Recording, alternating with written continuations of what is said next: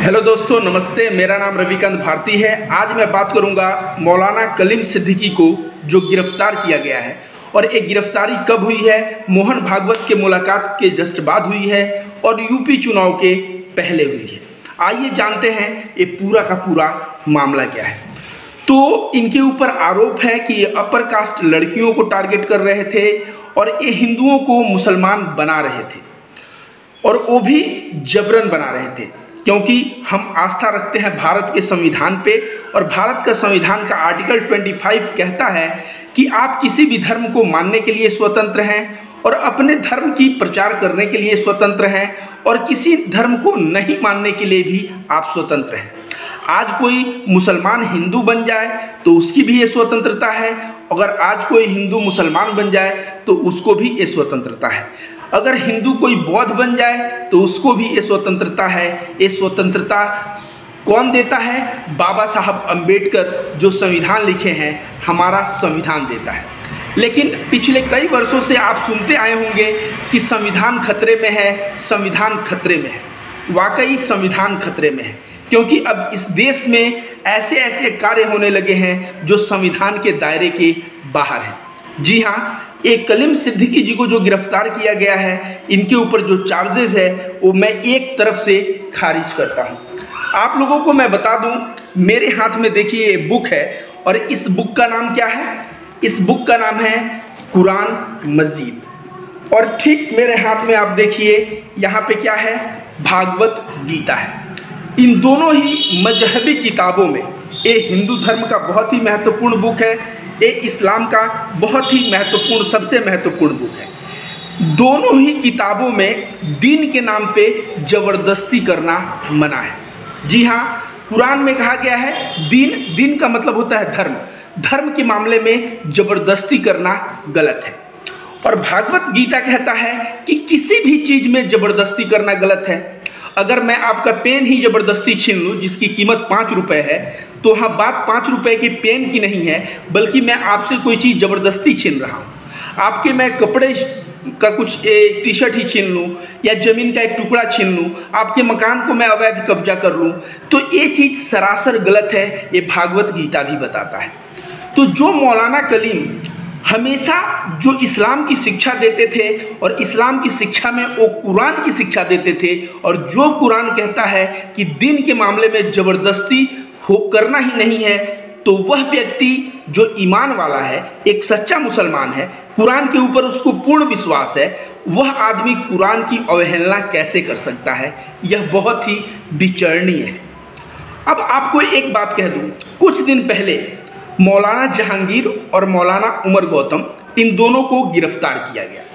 गिरफ्तार क्यों किया गया? क्योंकि जब गोदी मीडिया के पास कोई मटेरियल मुसलमानों के खिलाफ नहीं रहता, तो ऐसा मटेरियल बनाने के लिए सरकार ऐसे स्टेप लेती है। जब उनकी गिरफ्तारी हुई तो जितने भी गोदी मीडिया चैनल हैं, धर्म परिवर्तन हो रहा है तो हिंदुओं को मुसलमान बनाया जा रहा है, तमाम तरह की न्यूज़ चलाई।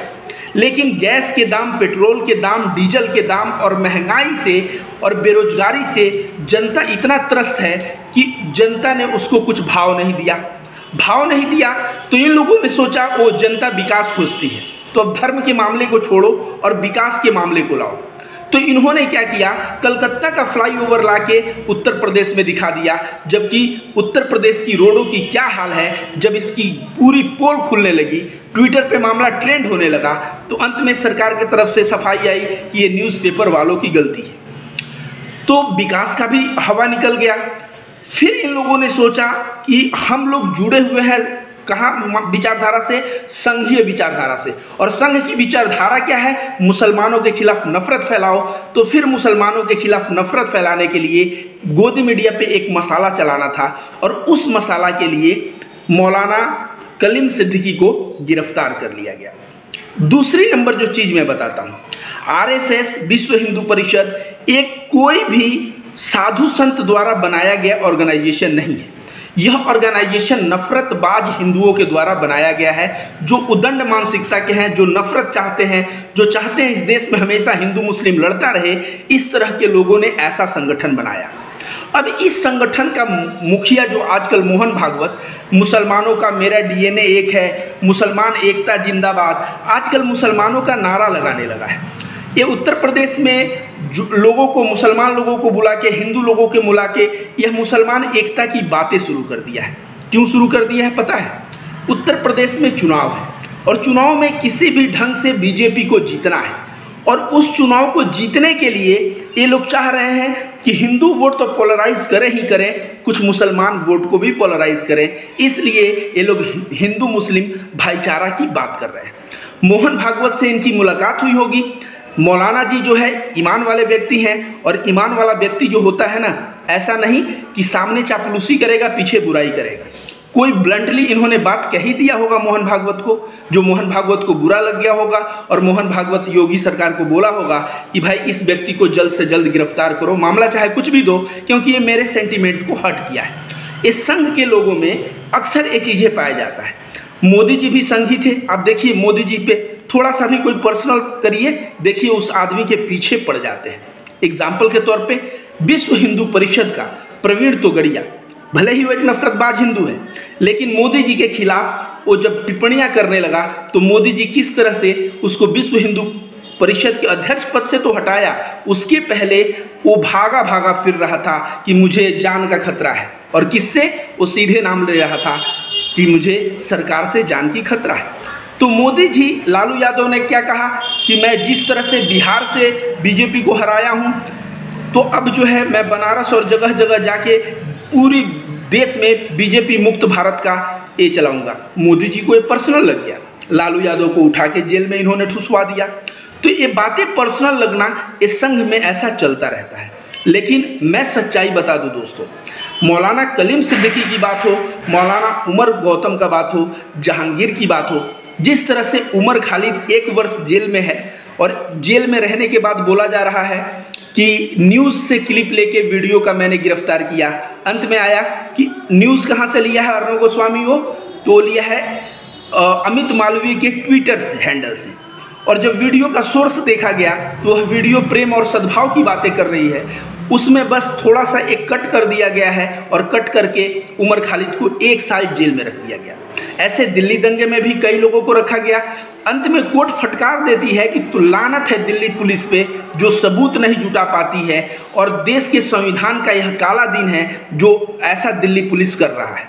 तो आजकल मैं बता दूं कि न्यायपालिका अपना कार्य तो कर रही है, लेकिन कहीं न कहीं जो शासन में बैठे हुए लोग हैं वो पुलिस पे उनका प्रेशर है, और प्रेशर ये है कि जो बंदा थोड़ा सा भी इनको, जब गोदी मीडिया को खबर की कमी पड़ेगी तो एक धर्मांतरण का मामला उठा के गोदी मीडिया को परोस देंगे, और वह पूरा मामला पूरे देश में चलता रहेगा।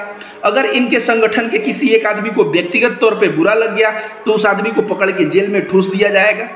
मैं कहूँगा कि किसी भी व्यक्ति को गिरफ्तार करने के पहले उसके अंदर की जो बातें जानी जाए। मौलाना कलीम सिद्दीकी को आप करीब से उनके व्यक्तित्व को देखिए, कभी उनके ऊपर कोई चार्जेस है क्या? उनका बात क्या विनम्र नहीं होता? क्या वो ईगो में बोलते हैं? क्या हिंदुओं के प्रति नफरत परोसते हैं?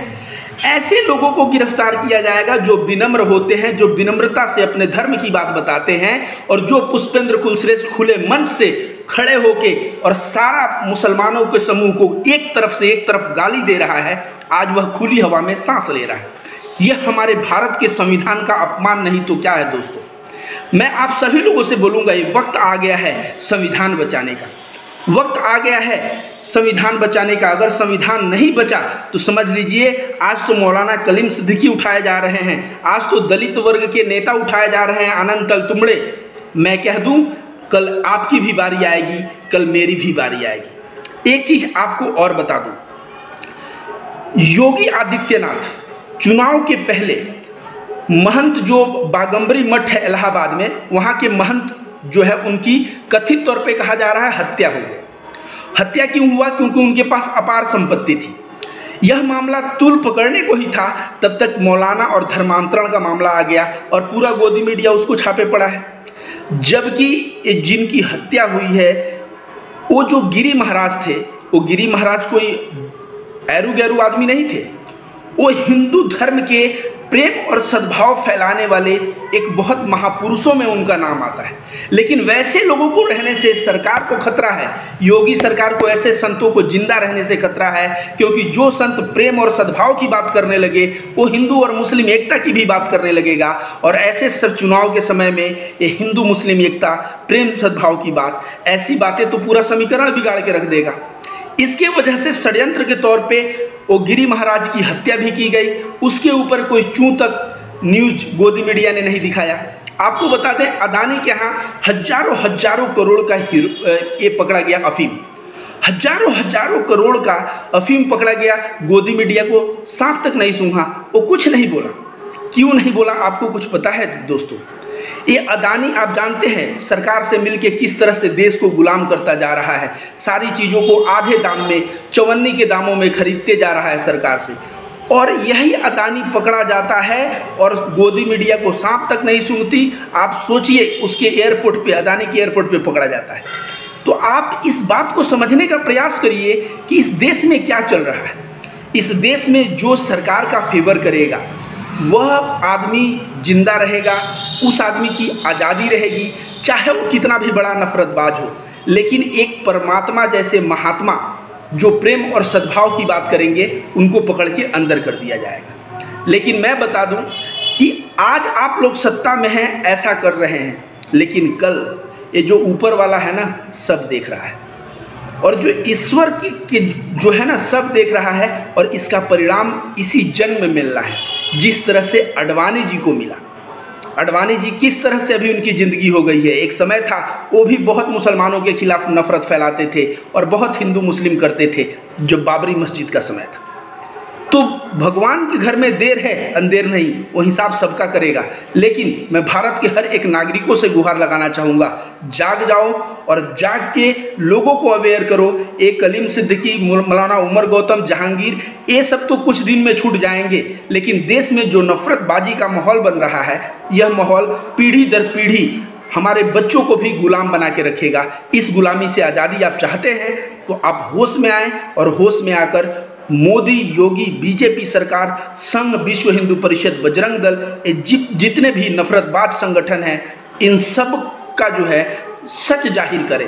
भले ही सच जाहिर करने की वजह से आपको अंदर कर दिया जाएगा, मैं भी जानता हूँ, मैं भी अंदर होऊंगा तो होऊंगा दोस्तों। देश बर्बाद हो रहा है, अगर इस वक्त आवाज़ नहीं उठाया तो बाहर ही रह के हम लोग क्या करेंगे।